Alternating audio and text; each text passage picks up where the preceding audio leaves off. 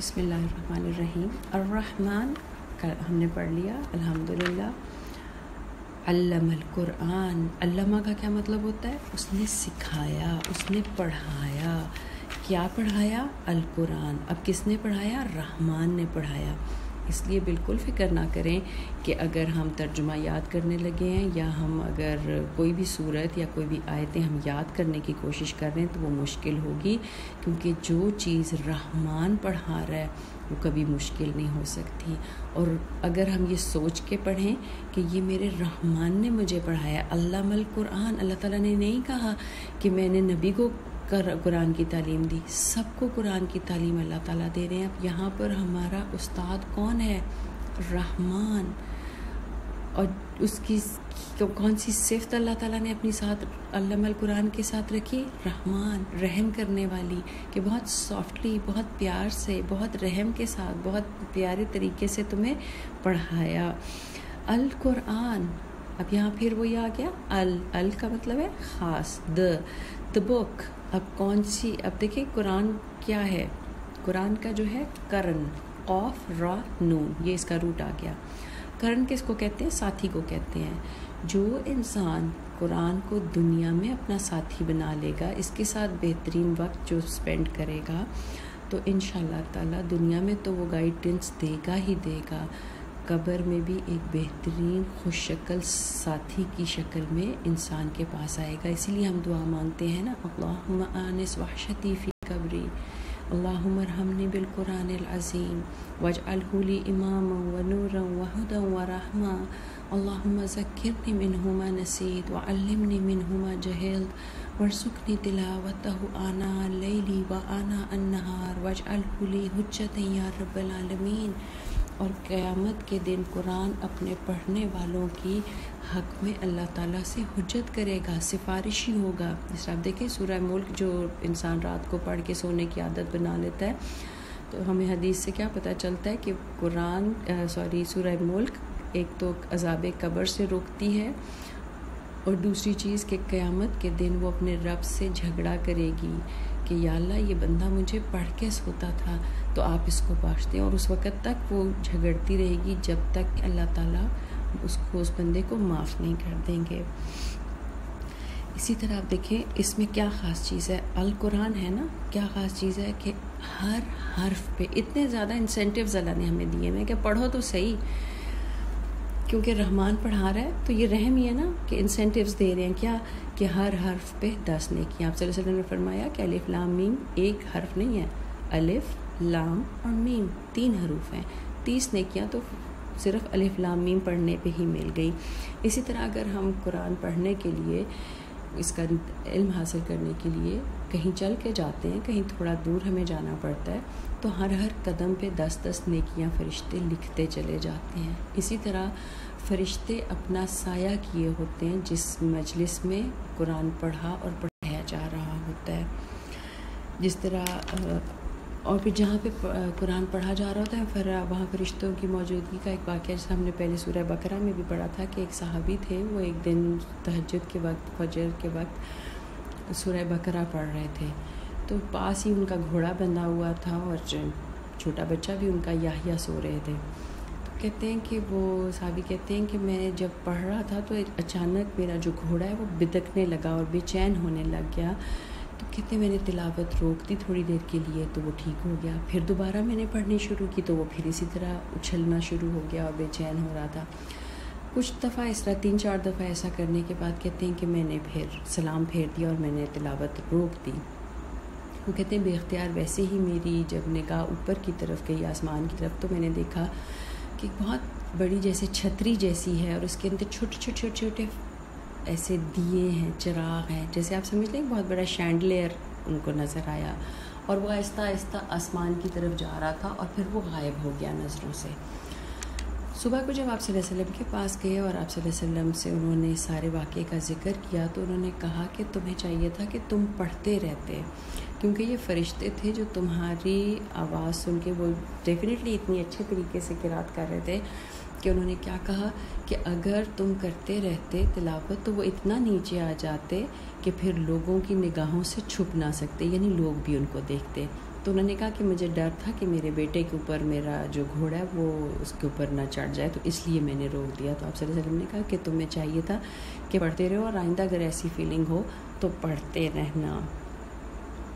اب یہاں جو ہے علم القرآن، اللہ تعالیٰ نے قرآن کا علم دیا۔ علمہ ہوتا ہے ایک لانگر پیریڈ کے اوپر کسی چیز کو سکھانا۔ نبی پاک صلی اللہ علیہ وسلم کو اللہ تعالیٰ نے کتنے عرصے میں سکھایا؟ علم القرآن 23 سال میں سکھایا۔ اب یہاں پہ معلم کون ہے؟ اللہ تعالیٰ ہے۔ اور پہلا شاگرد کون تھا؟ نبی پاک صلی اللہ علیہ وآلہ وسلم، اور پھر اس کے بعد سارے لوگ۔ اب اللہ اور رسول کی سنت سے زیادہ ہمارے لیے کیا چیز ہونی چاہیے کہ جس کو ہم فالو کریں؟ اللہ تعالیٰ کی سنت کیا ہے؟ علم القرآن۔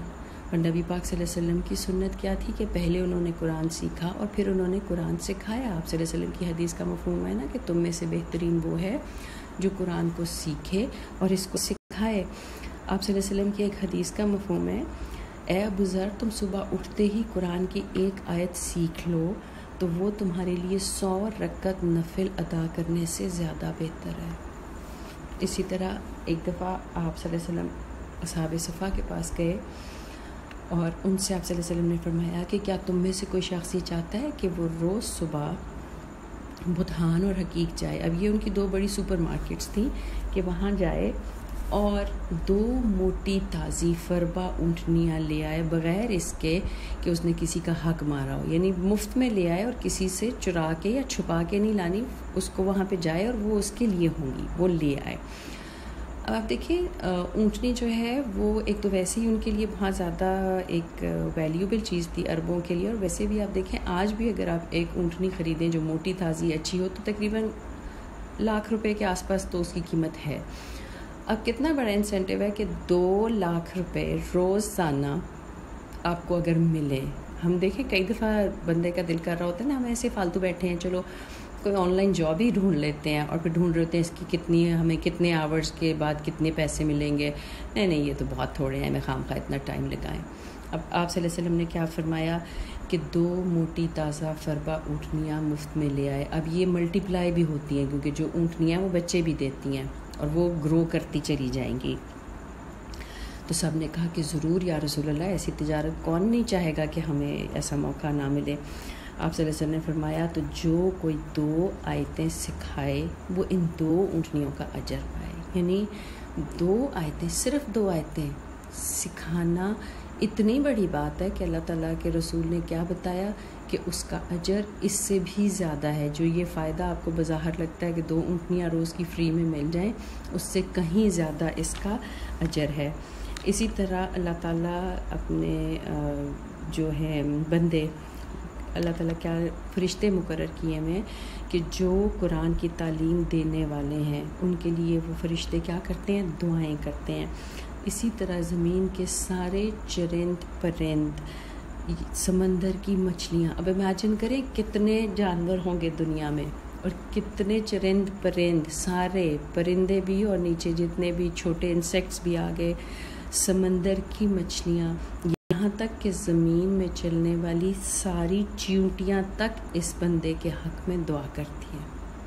کیوں؟ اس لیے کہ اللہ کی سنت کو فالو کر رہے ہیں، اللہ کے رسول کی سنت کو فالو کر رہے ہیں۔ تو القرآن پھر القرآن ہوا نا، بہت خاص چیز ہو گئی نا کہ اس کو سیکھنے سے کیا کہا کہ 100 نفلوں کا اجر مل گیا، ایک آیت سیکھ لی اور 2 آیتیں سکھا دیں تو اتنی ساری چیزیں آپ کے لیے آپ کے حق میں دعائیں مغفرت کریں گی۔ اسی طرح آپ دیکھیں کہ عورتوں کے لیے بھی ضروری ہے، جتنا مردوں کے لیے ضروری ہے اتنا ہی عورتوں کے لیے بھی ضروری ہے قرآن کو سیکھنا اور اس کو پڑھنا۔ نبی پاک صلی اللہ علیہ وسلم نے تمام امہات المومنین کا ایک ٹائم رکھا ہوا تھا، عصر کے بعد ان تمام جو امہات المومنین تھیں ان کی تعلیم کا ٹائم ہوتا تھا کہ ان کو پڑھایا جاتا تھا قرآن، وہ پھر آگے اس کو، کیونکہ انہوں نے آپ صلی اللہ علیہ وسلم کے بعد انہوں نے آگے اس کو کنوے کرنا تھا، اور اسی طرح عورتوں میں جا کے وہ بات کرنی تھی۔ کہتے ہیں کہ حضرت ربیہ جو ہیں وہ حضرت امام مالک کے استاد تھے۔ کہتے ہیں کہ ان کی بھی نئی شادی ہوئی تو کچھ دن ابھی شادی کو گزرے تھے تو وہ جہاد پہ چلے گئے، اور 30-35 سال وہ گھر واپس نہیں آئے، جہاد کی حالت میں ہی رہے۔ جب 30-35 سال کے بعد وہ مدینہ واپس آئے تو مسجد نبوی گئے تو وہاں انہوں نے دیکھا کہ بہت زیادہ رش لگا ہوا ہے, بہت لوگ اکٹھے ہیں, اور آپ نے آگے ذرا ہو کے دیکھنے کی کوشش کی تو ایک عالم وہاں, ایک ینگ لڑکا بیٹھا ہوا تھا اور وہ درس دے رہا تھا قرآن اور حدیث کا. تو یہ بہت خوش ہوئے, ان کو بڑا اچھا لگا اس لڑکے کی بات چیت سارا کچھ. پھر اس کے بعد یہ نفل پڑھ کے, نماز پڑھ کے اپنے گھر آ گئے. جب گھر آئے تو پتہ چلا کہ وہ ان کا ہی بیٹا ہے, یعنی ان کے جانے کے بعد عورت نے اس کو سنبھالا تھا نا, اس بچے کو, اور عورت نے ہی پھر اس کو پروان چڑھایا, اور وہ خود پڑھی تھی تو ہی اس نے آگے تعلیم علم القرآن کیا اس نے. تو کتنا بہترین ان کو اللہ تعالیٰ نے ریوارڈ دیا. اب آ جاتے ہیں تیسری آیت کے اوپر. خلق الانسان, اللہ تعالیٰ نے, اب دیکھیں بہترین ہستی رحمان, بہترین کتاب القرآن, جو نازل کرنے والی ذات اللہ کی, لانے والا فرشتہ جبریل امین, جس ہستی پر نازل ہوا رحمت للعالمین, جس جگہ پہ نازل ہوا ام القرآ, جس رات میں نازل ہوا لیلۃ القدر, جس مہینے میں نازل ہوا رمضان المبارک. اب اس کے بعد اللہ تعالیٰ نے بہترین تخلیق کی بات کی, اور بہترین تخلیق کس کو کہا اللہ تعالیٰ نے؟ خلق الانسان, اشرف المخلوقات. ہماری بات اللہ تعالیٰ کر رہے ہیں, اور ہمیں اللہ تعالیٰ اتنا پسند کرتے ہیں, رحمان ہے نا, اس کو اپنی اس تخلیق سے بہت پیار ہے. اب دیکھیں ہمیں باقی جانوروں سے, ساری تخلیقات جو چیزیں اللہ تعالیٰ نے بنائی ان سے ہم کتنے مختلف ہیں, اور اللہ تعالیٰ کا پیار ہی ہے نا کہ جو اللہ تعالیٰ کہیں پر کیا کہتے ہیں, وَإِذَا سَأَلَكَ عِبَادِي عَنِّي, اور جب تمہارے سے میرا بندہ میرے بارے میں پوچھے تو اس کو بتا دو کہ میں تو قریب ہوں, اور میں اس کی ہر بات کا جواب دوں گا, ہر پکار کا جواب دوں گا جب بھی وہ مجھے پکارے گا. اسی طرح کہیں پہ اللہ تعالیٰ کیا کہتے ہیں کہ میرے بندوں سے کہہ دو لا تقنطوا من رحمت اللہ, کہ اللہ کی رحمت سے مایوس نہ ہونا. گناہ کر لیے نا, کوئی بات نہیں, توبہ کر لو اور پھر سے میری رحمت کے سائے میں آ جاؤ. لا تقنطوا من رحمت اللہ. اسی طرح کہیں پہ اللہ تعالیٰ کیا کہتے ہیں انسان کو؟ عباد الرحمن. سورہ فرقان میں ہم نے پڑھا تھا نا کہ عباد الرحمن کی اللہ تعالیٰ نے نشانیاں بتائیں, میرے بندے, رحمان کے بندے. اسی طرح کہیں پہ اللہ تعالیٰ نے مومنوں کو کیا کہا؟ حزب اللہ, یہ میرا گروہ ہے. کتنے مان سے اللہ تعالیٰ ہمیں یہ سارے لقب دے رہے ہیں.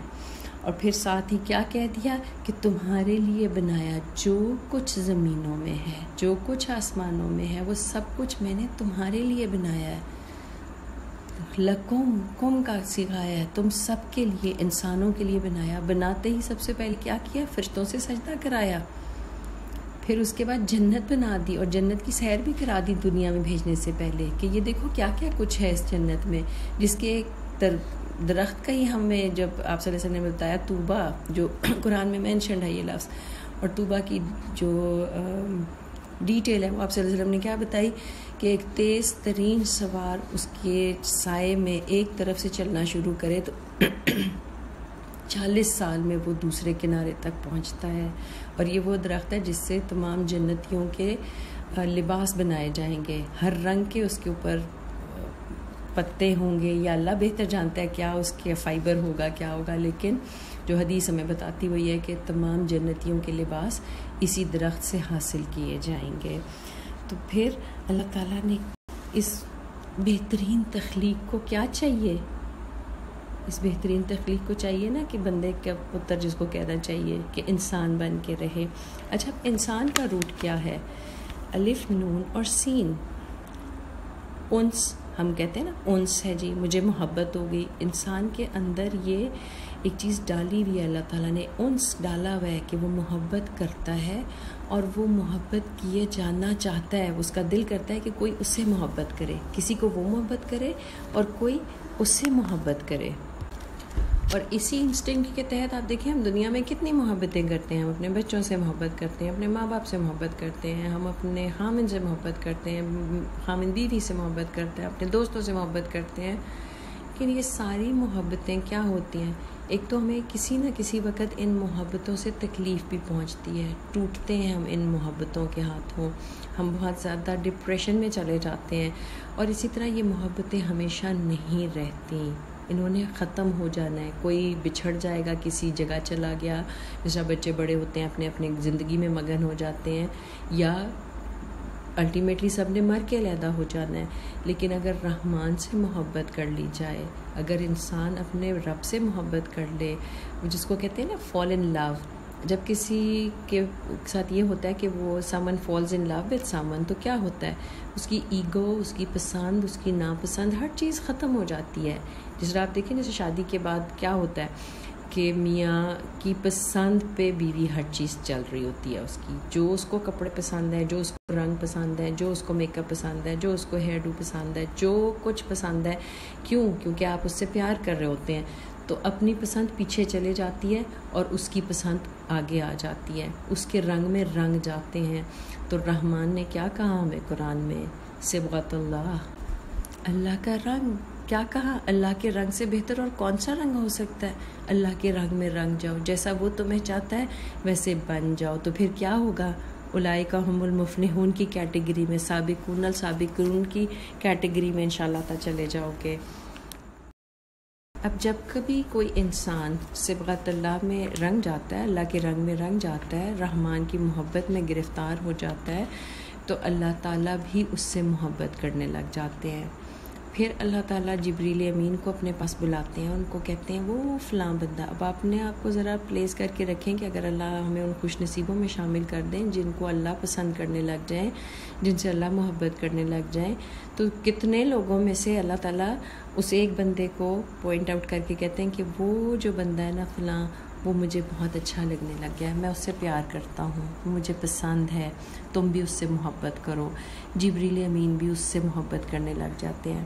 پھر پورے آسمانوں میں منادی کرا دی جاتی ہے، اناؤنسمنٹ کرا دی جاتی ہے کہ اللہ تعالیٰ اور جبریل امین فلاں بندے سے محبت کرتے ہیں، فلاں بندہ ان کو پسند ہے، تو اے فرشتوں تم بھی اس سے محبت کرو. تو سارے فرشتے بھی اس سے محبت کرنے لگ جاتے ہیں. اس کے بعد یہ محبت دنیا میں اتار دی جاتی ہے اور لوگ بھی اس سے محبت کرنے لگ جاتے ہیں. تو ہمیں اور کیا چاہیے؟ اسی طرح جو ہے اپنا انسان کا روٹ، ایک ہے انس، مانوس ہو جانا بھی. انسان اب دیکھیں ہم کتنی جلدی مانوس ہو جاتے ہیں نا، کسی نئی جگہ پہ جاتے ہیں ہم مانوس ہو جاتے ہیں، کہیں چاہے ہم کرائے کے گھر پہ ہی رہ رہے ہوں، لیکن کچھ ٹائم جب ہم وہاں گزار دیتے ہیں تو ہم اس سے اتنے مانوس ہو جاتے ہیں کہ اگر ہمیں وہ گھر چھوڑنا پڑے تو ہمیں بہت تکلیف ہوتی ہے. اسی طرح ہمارے نیبرز ہوتے ہیں، ہمارے دوست ہوتے ہیں، ہم ان سے مانوس ہو جاتے ہیں. ہم پیٹس کے ساتھ مانوس ہو جاتے ہیں، پیٹس کو اپنے ساتھ مانوس کر لیتے ہیں. تو ہم اگر قرآن کے ساتھ انس ہو جائے ہمیں تو اور کیا چاہیے، کیونکہ یہ مونس ہوگا نا. اللہم آنس وحشتی فی قبری، کہ اے اللہ مجھے میری قبر کی وحشتوں میں مجھے ایک مونس، غم گسار ایک ساتھی کی ضرورت ہے.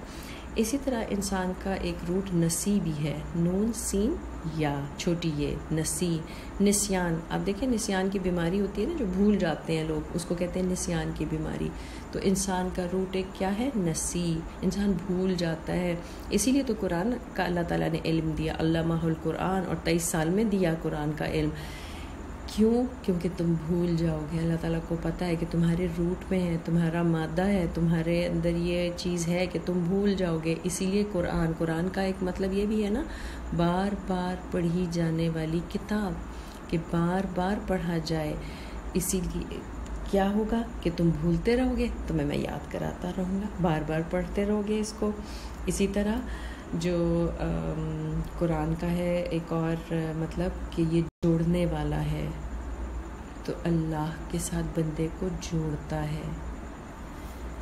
اب چوتھی آیت، علمہ البیان، بہترین تخلیق کی بہترین کوالٹی اللہ تعالیٰ بتا رہے ہیں کہ ہم نے اسے بیان کی کوالٹی دی. اب یہاں جو ہو ہے، علمہ ہو کا مطلب ہوتا ہے، یہ آتا ہے مذکر کے لیے آتا ہے وہ، ہی، ٹھیک ہے، یا ہز یا ہم. اب یہ نہ کیجیے گا کہ بھئی عورتوں کے لیے تو کوئی بات ہی نہیں اللہ تعالیٰ نے کی، نہیں، یہ ایک جنرلی جس طرح ایز اے رول آپ کہتے ہیں کہ انسان، اب انسان میں مرد بھی آ جاتے ہیں اور عورتیں بھی آ جاتے ہیں. اچھا جی، اب اللہ تعالیٰ نے کیا فرمایا، علمہ البیان، کہ صرف بولنا نہیں سکھایا، کلام خاری نہیں کرنا سکھایا. آپ دیکھیں بولتے تو جانور بھی ہیں، لیکن جانوروں میں اور ہمارے میں بہت فرق ہے. مثلا اب اگر ایک بلڈنگ ہے اور وہاں سے ہمیں نکلنے کا کہا جا رہا ہے، اناؤنسمنٹس ہو رہی ہیں کہ جی آگ لگ گئی ہے یا زلزلہ آ رہا ہے اور یہ گرنے والی ہے، کولیپس ہو جائے گی، تو آپ یہاں سے نکل جائیں. تو کیوں؟ کیونکہ ہم بیان کرتے بھی ہیں اور بیان سنتے بھی ہیں، ہم سمجھتے بھی ہیں، تو ہم وہاں سے نکل جائیں گے. لیکن وہیں پر اگر کوئی بلی شلی بیٹھی ہے، کوئی پیٹس بیٹھے ہیں، تو وہ ان بیچاروں کو تو جب تک وہ دیکھیں گے نہیں تب تک ان کو نہیں سمجھ آئے گی. تو بیان کی کوالٹی اللہ تعالیٰ نے صرف انسان کو دی. اب بیان کیا ہوتا ہے؟ صرف بولنا نہیں. بیان کہیے کہ جس طرح آپ فرض کریں جو ہم بات کر رہے ہوتے ہیں، سب میں بول رہی ہوں تو میرا ایک ایک حرف آپ کو سمجھ آ رہا ہے نا، کہ میں کہتی ہوں بول، تو آپ کو ب و لا، یہ تینوں جو حروف ہیں جس طرح بچوں کو جب فونکس کے ساتھ پڑھا رہے ہوتے ہیں تو سمجھ آ رہی ہے. اسی طرح جب حروف سے لفظ بنتے ہیں وہ بھی سمجھ آ رہی ہوتی ہے انسان کو، اور وہ اگلے کو سمجھا بھی رہا ہوتا ہے. دونوں اینڈز پہ سے دیکھیں کہ جو بول رہا ہے وہ سمجھا رہا ہے اور جو سننے والا ہے وہ سمجھ رہا ہے. تو یہ بیان ہے. پھر یہ لفظ جملے بننا شروع ہو جاتے ہیں. بچے کی طرف جائے ذرا، بچہ جب پہلا لفظ بولتا ہے، پھر اس کے بعد کلیئر بولنا شروع ہوتا ہے، پھر وہ جملے بولنا شروع ہوتا ہے. پھر کیا ہوتا ہے؟ پھر وہ اسکول جاتا ہے، پھر اس کے بعد اس میں وہ سینٹینسز بنانا شروع ہوتا ہے، پھر وہ پیراگرافس لکھنا شروع ہوتا ہے. نریشنز اس کو دی جاتی ہیں کہ نریٹ کریں، یہ آپ کسی چیز کو، کسی واقعے کو نریٹ کریں. جس طرح اردو میں بھی کہتے ہیں کہ جی یہ بیان کیجئے. پھر وہ اس سے بڑھتا پھر وہ ایسے چیپٹرز لکھنا شروع ہو جاتا ہے. پھر کئی لوگ بکس لکھنا شروع ہو جاتے ہیں، پھر والیومز لکھنا شروع ہو جاتے ہیں. تو بیان کیا ہے؟ وہ کوالٹی جس میں انسان کھل کے ہر چیز کو بیان کر سکے، ہر چیز کو واضح کر سکے، ہر چیز کو اگلے کے اوپر اس کو پوری طرح سے سمجھا سکے. تو اللہ تعالیٰ کیا کہتے ہیں کہ میں نے اس کو علامہ البیان، اس کو بات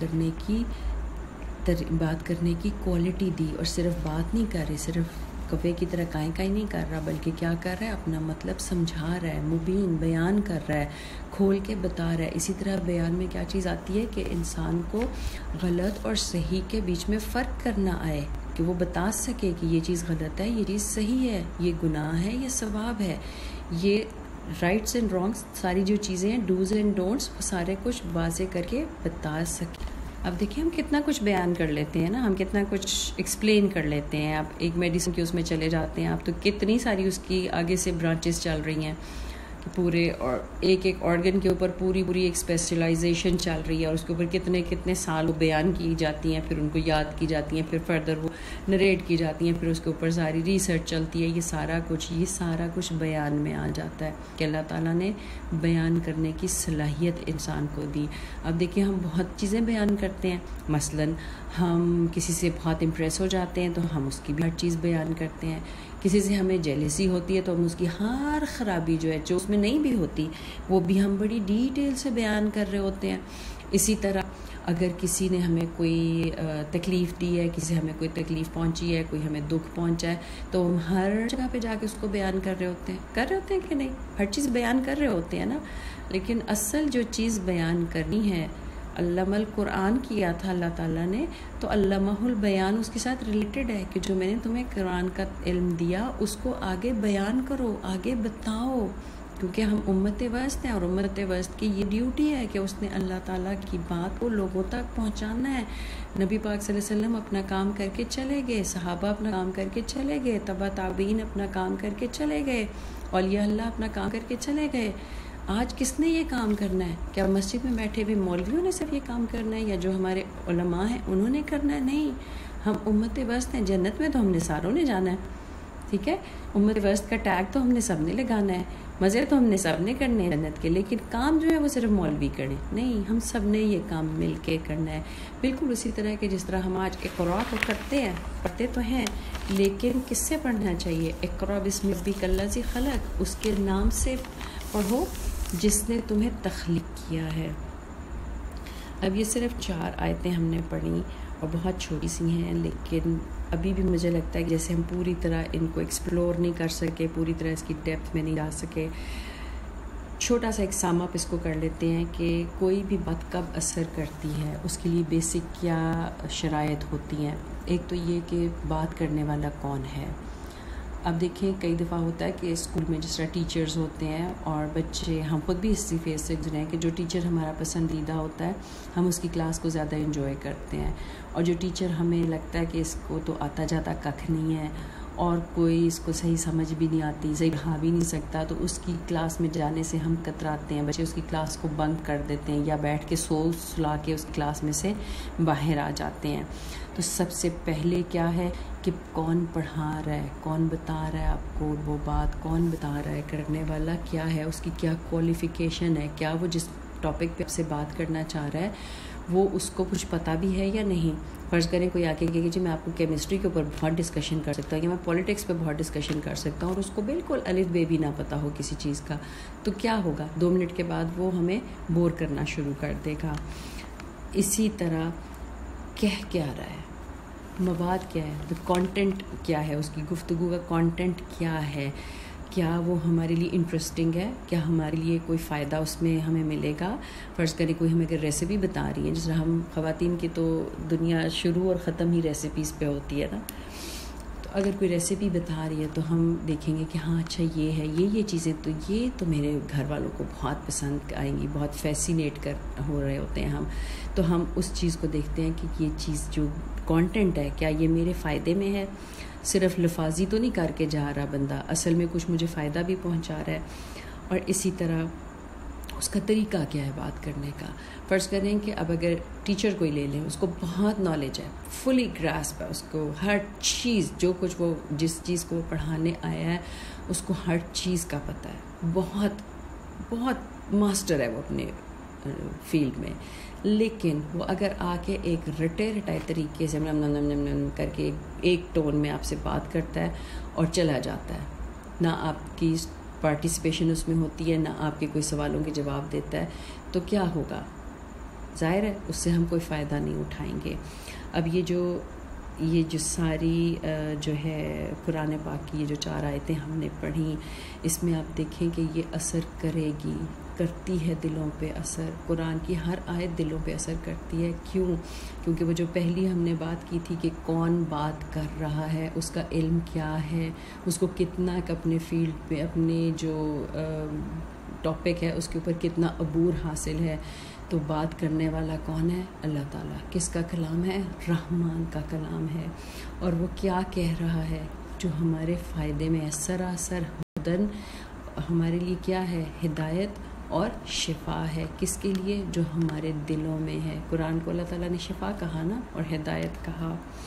اسی طرح انداز کیا ہے, اللہ تعالیٰ آپ دیکھیں بڑے طریقے سے اللہ تعالیٰ ہر کلاس کو اللہ تعالیٰ ایڈریس کرتے ہیں. انٹلیکچوئلس جو ہیں ان کو اللہ تعالیٰ ان کے طریقے سے سمجھاتے ہیں, جس طرح اب انٹلیکچوئلس کو کیا چیز کی طرف, ایمبریولوجی کی طرف ایکسپلور کرنے کو کہا کہ اچھا تمہیں لگتا ہے کہ یہ 1400-1450 سال پرانی کتاب ہے, تم بہت چیز ہو, چلو میں تمہیں بتاتا ہوں مضغہ کی کیا تعریف ہے, علاقہ کیسا ہوتا ہے, یہ ساری چیزیں ایمبریولوجی پڑھا دی انٹلیکچوئلس کو. پھر اسی طرح جو بات ہو رہی تھی کہ سمندر کی تہہ میں جو کافروں کو اللہ تعالیٰ تشبیہ دیتے ہیں کہ جیسے سمندر کی تہہ میں کوئی چلا جائے اور اس کو جب بالکل نیچے جائے تو اس کو اپنا ہاتھ بھی نظر نہیں آتا, تو یہ کیا سکھا رہی ہے, لائٹ اسپیکٹرمز آپ کو پڑھا رہے ہیں نا قرآن میں. انٹلیکچوئلس کو وہاں پہ سیٹسفیکشن دی کہ ہاں کرو نا ایکسپلور کہ کتنی ڈیپتھ پہ کون سا رنگ جو ہے وہ ختم ہوتا چلا جاتا ہے, اور نیچے جا کے بالکل سارے رنگ ختم ہو جاتے ہیں, صرف ڈارکنیس رہ جاتی ہے.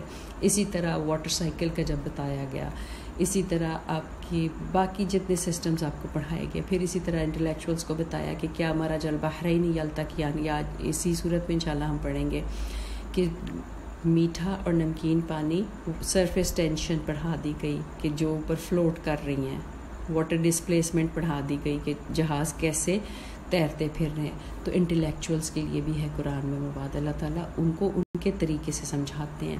پھر چیونٹی کی مثال دی گئی, پھر مکھی کی مثال دی گئی, شہد کی مکھی کی. آپ سوچیں شہد کی مکھی کو جس وقت آپ اس کے اوپر کوئی ویڈیو دیکھ رہے ہوتے ہیں, جس طرح نیشنل جیوگرافکس میں آپ دیکھ رہے ہوتے ہیں, اسی طرح مکڑی کے اوپر جب آپ دیکھ رہے ہوتے ہیں تو انسان حیران رہ جاتا ہے اس کی ساری چیزوں, اس کی ساخت پہ, اس کی طریقے پہ, اس کی ہر چیز کے اوپر.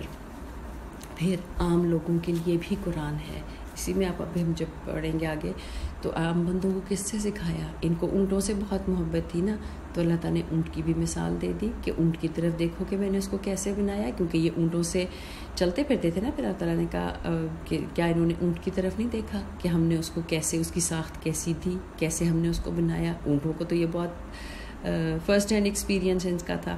اسی طرح ستاروں کی بات کی گئی، کیونکہ یہ ستاروں سے کیا کرتے تھے؟ رہنمائی لیتے تھے. رات کو جب کہیں سفر کر رہے ہوتے تھے تو ستاروں سے رہنمائی لیتے تھے. سمندر میں آج بھی نیویگیٹ جب آپ کر رہے ہوتے ہیں تو ستاروں سے اس کی مدد لی جاتی ہے نیویگیشن میں. پھر اسی طرح قریش مکہ جو تھے، یہ کیونکہ اب یہاں پہ کن سے بات ہو رہی ہے؟ یہ قریش سے بات ہو رہی ہے نا، کیونکہ یہ وہ والا ٹائم ہے، مکی دور ہے، جس میں قریش بار بار آپ صلی اللہ علیہ وسلم سے مطالبے کر رہے ہیں، نشانیاں لاؤ، معجزے دکھاؤ، نشانیاں لاؤ، معجزے دکھاؤ. تو اسی لیے کیا کہا؟ اپنی جان سے شروع کرو، اپنی نفس سے دیکھو، اپنی ذات سے دیکھو کہ کتنی نشانیاں ہیں، کس کس چیز کو تم جھٹلاؤ گے. پھر اس کے بعد اللہ تعالیٰ کیا کہتے ہیں؟ ان کو کن چیزوں سے جس طرح پھل پودے، ان چیزوں میں تو یہ ان کو پتہ تھا کہ یہ پھل ہیں، یہ پودے ہیں، یہ ساری چیزیں ہیں. تو ان ساری چیزوں سے ایک عام بندے کو ایڈریس کیا. تو پھر کس کی بات بہترین ہو سکتی ہے، اور یہ بات پھر اثر کرے گی یا نہیں کرے گی؟ اللہ تعالیٰ بات کر رہے ہیں، ہمارے سے بات کر رہے ہیں. کیسے بات کر رہے ہیں؟ شروع سے ہی اللہ تعالیٰ نے شروع ہی اس صورت کا کس سے کیا؟ رحمان سے، کہ میری رحمت ہے، کہ قرآن نازل ہونا بھی اللہ تعالیٰ کی رحمت ہے. ہمیں مسلمان گھر میں پیدا کرنا اللہ تعالیٰ کی بہت بڑی رحمت ہے. ہمیں اس چیز کا موقع دینا کہ ہم قرآن کو پڑھیں، اس کو سمجھیں، یہ بھی اللہ تعالیٰ کی رحمت ہے. اور آپ دیکھیں گے اگر قرآن پاک میں بار بار جہاں جہنم کا بہت زیادہ آتا ہے ذکر، تو وہ بھی اللہ کی رحمت ہے کہ اللہ تعالیٰ کھول کے ہمیں بتا رہے ہیں کہ اس چیز سے بچ جاؤ، یہ بہت خراب چیز ہے، یہ بہت برا ٹھکانہ ہے، بئس المصیر ہے، شیطان سے بچ جاؤ، وہ بہت برا ساتھی ہے، تمہارا دشمن ہے، اس کو دشمن ہی سمجھو. یہ کیوں کر رہے ہیں اللہ تعالیٰ؟ کیونکہ اللہ تعالیٰ الرحمن ہے. اللہ تعالیٰ کے رحم کی تو کوئی حد ہی نہیں ہے نا، اس کی رحمتوں کی تو کوئی ٹھکانہ ہی نہیں ہے، کوئی ہے لمٹ ہی نہیں ہے اس کی رحمتوں کی. اسی لیے ہم نے کیا کہا؟ الرحمن. تو چلیں جی، انشاءاللہ تعالیٰ یہ اب لیسن آپ کا بہت چھوٹا سا ہے، اس کو ہوپ فلی آپ منڈے تک یاد بھی کر لیں گے اور پھر اس کے بعد شیئر بھی کریں گے.